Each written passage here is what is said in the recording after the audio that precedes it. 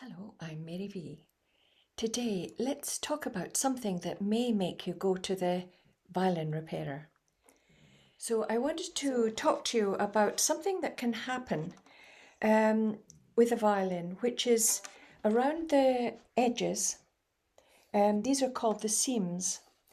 And occasionally the glue can dry up and a little gap opens up in the seams. And it starts to cause a lot of trouble with your sound.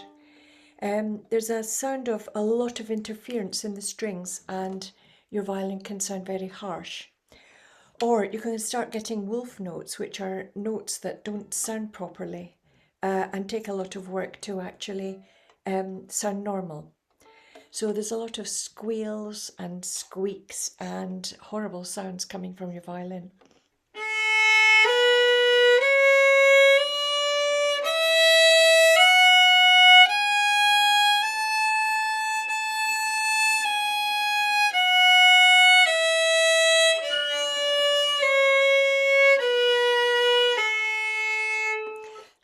So that was what was happening to my violin. And my violin is a very, very old violin. It's 1760.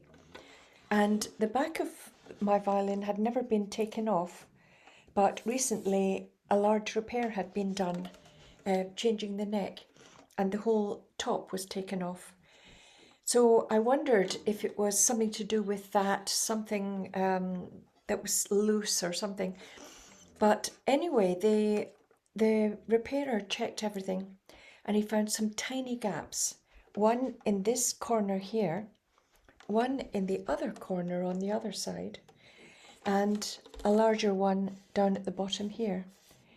So the strings vibrate and the sound goes through the bridge into the body of the violin that vibrates along the grain lines. And the sound vibrates and comes out of the F-holes.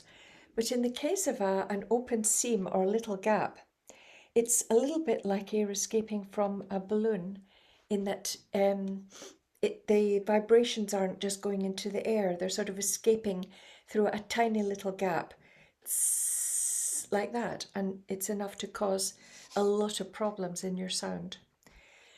So I was very relieved that he found it, and it's because we've had a most awful spring here with a lot of rain and it's been very, very cold.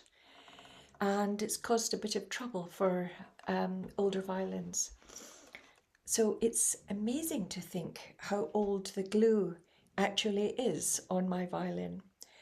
The back has never been off, so the glue is 1760. So it's quite amazing that the glue has lasted without any trouble until now. So these things happen to older violins, and I've borrowed a rather nice violin from the violin shop, and it's got a very, very nice back. Absolutely beautiful grain in the back. And you can see it's just a single piece for the back, and it's quite fat. It's got very nice curves in it, this violin.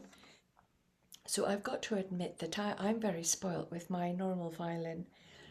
It makes a very, very beautiful sound, and it upsets me a lot when it starts deteriorating and there's things wrong, this horrible surface sound. So if your violin sound really deteriorates and there's a lot of trouble connecting with the strings, wolf notes and a lot of surface noise, don't get upset like me. Take your violin to a violin repairer and have them look at it, because even the tiniest little gap will start causing trouble somewhere along the line in your strings.